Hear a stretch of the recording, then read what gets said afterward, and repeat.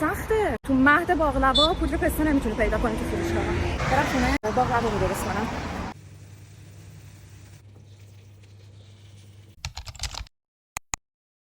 سلام، به کانال آشپزی من خوش اومدین. اینجا با هم آشپزی میکنیم و کلی نکته در مورد غذاها با هم یاد میگیریم. توی کانال من هم آشپزی با هواپز داریم، هم آشپزی ساده و معمولی.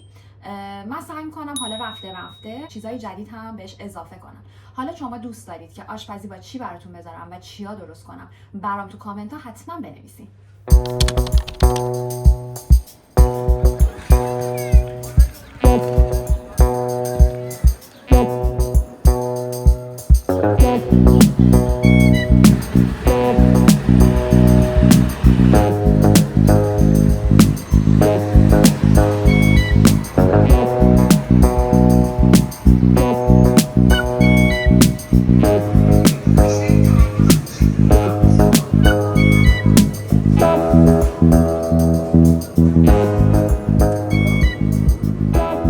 خب بچه من عاشق فروشگاه گردیم.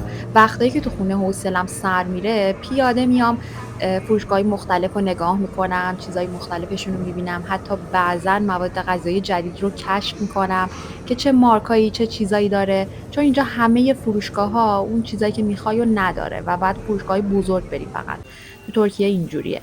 حالا امروز میخوام باقلوا درست کنم. بریم ببینیم پودر پسته میتونم پیدا کنم، خریدای دیگه هم انجام بدم. بچه من پودر پسته میخوام، پیداش نمیکنم. بچه پودر پسته رو پیدا نکردم، یعنی نداشت. حالا میخوام برم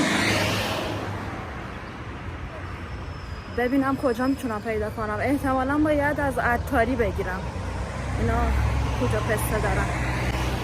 چقدر سخته. تو مهد باقلوا پودر پسته نمیتونی پیدا کنی تو فروشگاه. خیلی چیزای باحالی داره اینجا. امیدوارم که پودر پسته هم داشته باشیم. بذارید بهتون نشون ببین میوه‌های یخزده که همه چی داره. قشنگ هر چیزی که اینجا پیدا نمیشه تو ترکیه اینجا داره.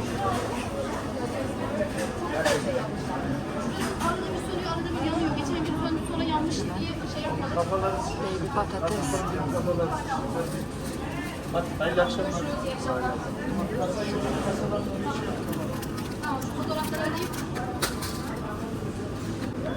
توت فرنگی طلایی.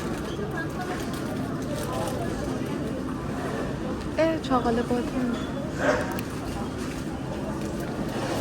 کرفس هم اینجا داره.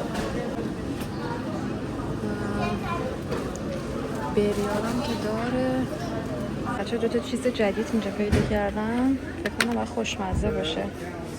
این نوشته مربای شیر یا همچین چیزی، ولی تو شیر داره و موز و شکر. به نظرم باید چیز خوشمزه‌ای باشه. این هست، شیر و فندقش هم هست که مواد داخلش فقط شیر و فندقه. قیمتش هم خوبه، اینو میگیرم. من فعلا سبد بر نداشتم، ولی تستش کنیم ببینیم چجوریه. وای اینا کوچولو.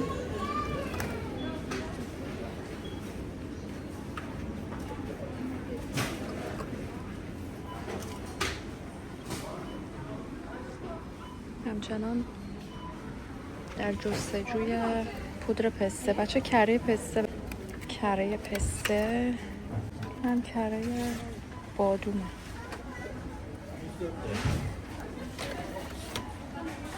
اینجا هم قسمت پنیراش. اقسام پنیر داره.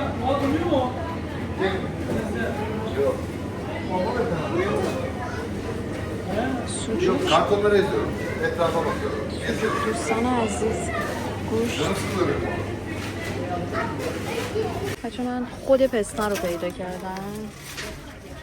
اگه میگم پوستشو پودرشو پیدا نکردم دیگه میام همینو میگیرم. الان میذاره چون کار میبرد دیگه باید پوست بکنم و خودم پودرش کنم ولی فکر کنم برای باقلوا این بهتر باشه. اون یه ذره اینا کلا پسته خیلی درجه 1 و خوب ندارن. من ندیدم تو تازه بهترین فروشگاهاشون هم که بری شاید آجیل فروشی هاشون داشته باشه. بالاخره چند مدل سس متفاوت هم اینجا دیدم دارن فروشگاه های بزرگ، ولی فروشگاه های کوچیکشون اصلا ندارن. فقط مایونز و کچاپ دارن دیگه. خیلی افتخار بدن خردلم دارن. ولی اینجا سس ببین واقعا دلم واسه مایونزای ایران تنگ شده. مایونز ایران یه چیز دیگه است.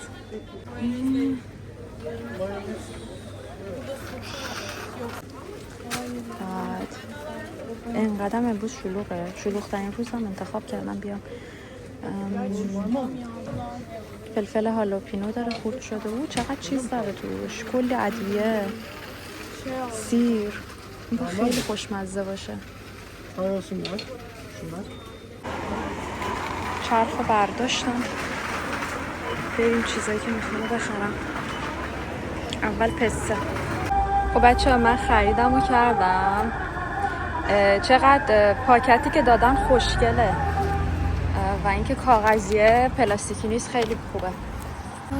چیزی که میخوام بهتون بگم اینه که این فیله مارکت نرفته بود، اسمش هم درست بگم فیله مارکت. من فکر میکنم همیشه چیزه مثل قصابیه، نمیدونم چرا، شاید به خاطر اسمشه. فکر میکنم فقط مرغ و گوشت و ماهی میفروشه و اصلا تو نمیرفتم هیچ وقت که ببینم چی هستن. فروشگاه های دیگه خب فروشگاه بزرگم رفته بودم. اینجا کلا ترکیه یه سری مینی مارکت داره، فروشگاه کوچیک کوچیک محله هست و قشنگ کارش رو راه میندازه. و یه ذره بشینم اینجا از این حرف بزنم.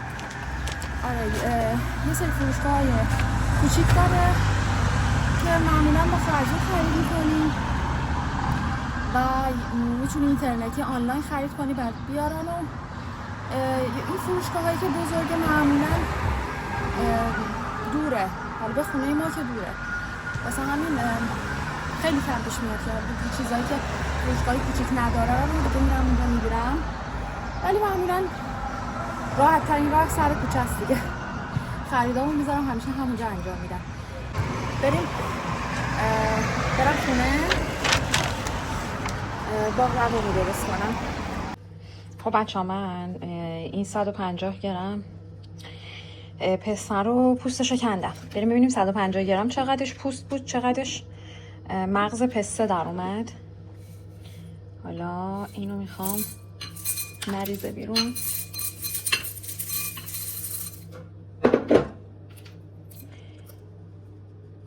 هشتاد گرمش پوست شد. قاعدتا باید 70 گرمش هم بشه پسته. بله دقیق.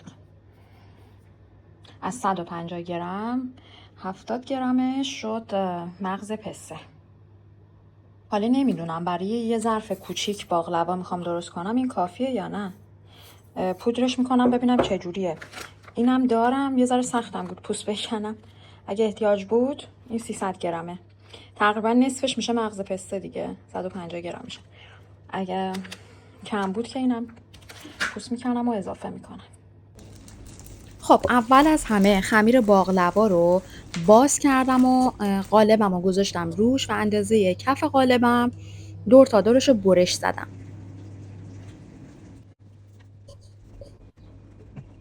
اضافه های خمیر رو برداشتم، بعدم وسط باقلوا میشه ازش استفاده کرد. برای شربت این باقلوا سرد 1.5 پیمونه آب و با 1 و 1/3 پیمونه شکر مخلوط کردم. بعدم کمی لیمو ترش بهش اضافه کردم و هم زدم و گذاشتم تا بجوشه و شکرش حل بشه. حالا نصف اون خمیرایی که برش زده بودم و برداشتم و کف قالبم گذاشتم و روش کره آب شده زدم. باید همه قسمت خمیر رو خوب کرمال کنید. بعد از پودر پستم کامل 1 دست روی خمیرم ریختم. یه مقداری از پودر پسته رو هم نگه داشتم برای تزیین روش. بعد باقی خمیرا رو یه دونه گذاشتم و به ترتیب روشون رو کرمال کردم. خوب باید کرمال بشه. از اون تیکه‌های اضافی خمیر باقلوا که برش زده بودم هم وسط باقلوا استفاده کردم.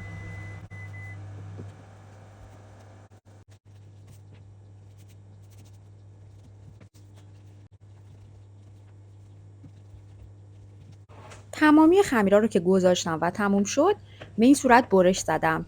میتونید هر جوری که دلتون میخواد برش بزنید. من به صورت مربع‌های کوچیک برش زدم.